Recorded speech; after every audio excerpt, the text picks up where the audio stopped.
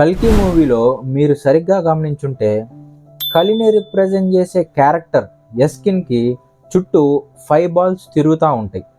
అసలు ఈ కలికి 5కి ఏంది సంబంధం?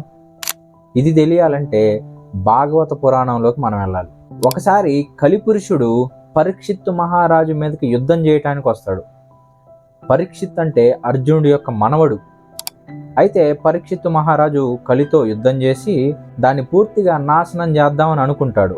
అప్పుడు కలిపురుషుడు, ఇది కలియుగం కదా, నేను లేకపోతే ఎలాగా, కాబట్టి నాకు కొన్ని స్థానాలు ఇవ్వు, నేను అక్కడ మాత్రమే ఉంటాను అని చెప్పాడు.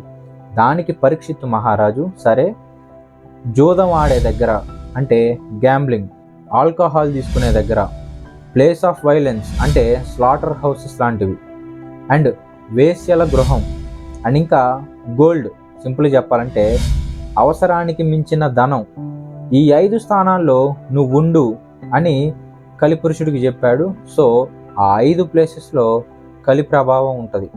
సో అది విషయం. నమఃశంకరాయ.